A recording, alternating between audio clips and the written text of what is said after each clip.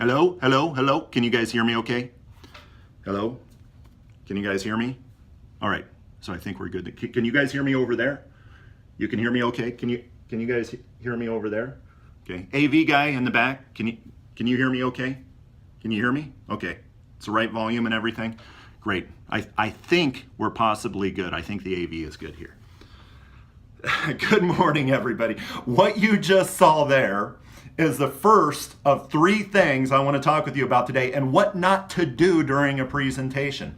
Now, let me step back a little bit. Saturday, which would have been 6 days ago, today is Friday, Friday the week before Christmas. But 6 days ago, I posted a video which is the first of 10 videos on just random presentation tips and tricks that I've learned over the years.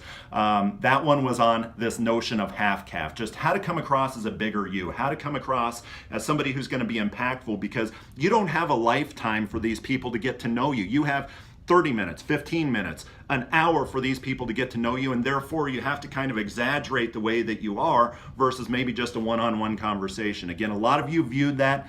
Continue to utilize those ideas going forward, because if there's any one idea, any one tip that I can give you that's really, really important, that would certainly be the one.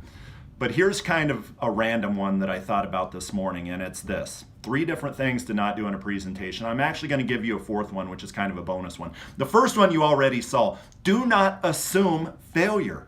And assuming failure is assuming that the AV stuff is not working, right? Yes, you're probably thinking, well, many times the AV stuff, it's not working. Many times the volume at the back of the room, it's not working. Well, if I were to sit in about 10 presentations where the audience was fairly deep and there was a lavalier mic used, 3 to 5 of those 10 presenters, 30 to 50% of those presenters, I would guess, do what I just talked about there.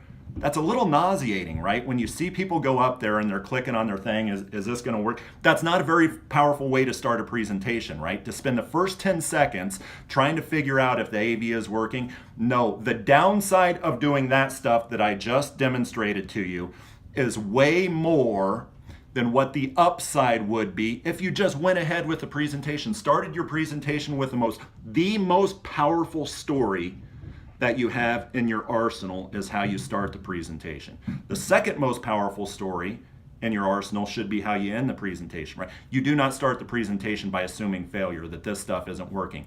And by the way, the downside of you talking for 5 seconds, 10 seconds without that lavalier mic being on is way less than the upside of having it work out perfectly fine. Do not do that, because you're just a part of the sea of sameness. When you get up there, you click on, is this working? Is this working? Is this working? Second thing to not do.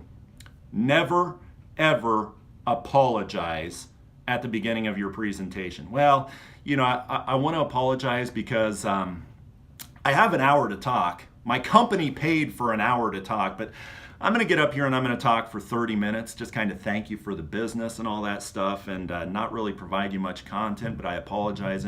I apologize that I have a million slides and I'm going to talk for 30 minutes, and I'm sorry if I click through this fast. It's going to be a ton of information for you. No, you should have the mindset that this is the mindset, even though I always feel more fortunate to be in front of the audience than the audience. Than I think the audience should be to listen to me. You have to have the mindset. Maybe it's an artificial mindset. I don't know. You have to have that mindset, that confidence that when you go up there, you know what? This audience is here to hear a great message from me. I know more about this topic than what the audience does, and therefore I'm not apologizing to this audience for anything, because they should be just as fortunate to hear my message as I am to be speaking with them. Now, maybe that's artificial confidence, as one goes up on stage to feel that, because deep down inside, I am very grateful for being in front of the audience. More so than I think the audience, should be grateful to listen to me. But when you have that confidence is a self-fulfilling prophecy. If you're not confident, you know what? Kind of fake it until you make it, as in, nothing is worse, as I alluded to on the last video, going up on stage and just kind of being inside of a shell, right? Fake the confidence, and I promise you what'll happen is within very short order, as in 2 minutes, 3 minutes, 5 minutes, the audience will believe that you're confident. They project their confidence in you back to you. Then all of a sudden you really are confident. You know, these are mind games that your mind plays with yourself. Not that you're playing with the audience, but that your mind plays on itself. So the second thing is do not apologize, because that immediately gets the audience inside of this thought that, wow, this is going to be a bad he's already screwed up. He's already apologizing for some screw up along the way. There is one exception to that rule: if there is an elephant in the room. If there is an elephant in the room, and if that audience isn't going to hear a dang thing that you say until you address this topic, maybe then and only then is an apology necessary. Maybe your company completely screwed up a relationship along the way, and the elephant in the room is that, and unless you address it, they just aren't going to hear a thing that you say. Maybe you need to address that topic. Maybe you need to address the service issues. I mean, we're talking severe cases, right?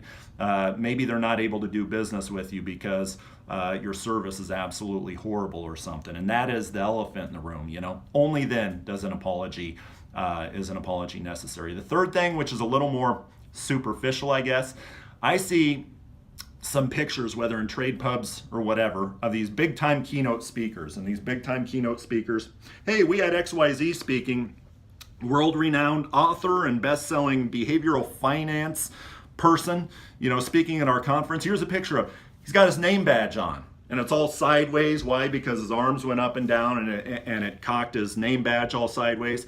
The audience already knows who you are if you're up there presenting. Name badges are not accessories like ties. Name badges are not accessories like pocket claws, right?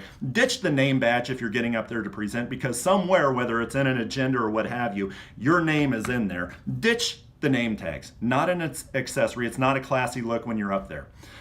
Here's the fourth thing, which is kind of a bonus thing here. I know I said I'd talk about three, but I also mentioned a bonus thing here.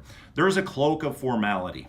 There's a great book called Lend Me Your Ears. You may have heard me talk about this book before, but they talk about the cloak of formality, that it's so much more comfortable in a suit and tie, and I'm a fan of suits and ties, so I'm not bashing suits and ties, but suit and tie all buttoned up to just kind of be a different person than who you are. It's so much easier to hide behind this cloak of formality and to not show your personality, who you really are. Why is that? Because if they reject your cloak of formality, it's so much easier on your ego, because they're just rejecting the message. They're rejecting my company. They're not rejecting who I really am. But here's the amazing thing that happens is, even though it is more risky to come out from behind that cloak of formality when you're presenting and be yourself, to be a little looser, unbutton the jacket, maybe tell a couple jokes, a couple things that you think are funny. That is so much more risky, because if they then reject your message and reject your presentation, they're rejecting kind of your personality, right? But and this is why many people don't come out from behind that cloak of formality. How many wholesalers have you seen buttoned up tight in their suits and ties and just kind of toe the company line? Many of them, right? To come out of that sea of sameness, what you have to do is go beyond that cloak of formality. Come out from behind that cloak of formality. Be yourself. If you're in this business, if you're a human being, you are probably a good person. Many people in this industry, I have rarely met anybody in this industry that is not a good person, right? Somewhere, some way, somehow, somebody said this person is the right person to get up in front of my audience. Therefore, that should give you permission just to show who your personality is. Think about who cuts your hair. Think about the cars that you buy every 5 years, 3 years, some of us every year, right? You go back to the same salesperson. Why? Because probably somewhere along the line, that salesperson came out from behind that cloak of formality. Ditch the cloak of formality. Be yourself. Why? Because yes, it is a little more risky. It hurts to get rejected when you're showing who you really are.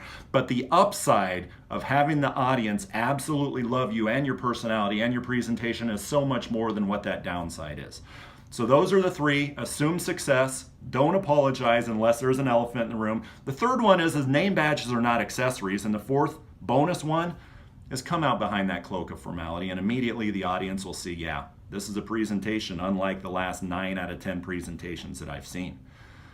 Hope you got something out of this. Share, like, comment if you didn't like. Tell me what I'm missing here. This is the 2nd out of 10 videos I'm going to do on this topic. But anyway, I appreciate your time. Have a good holiday. Talk to you later.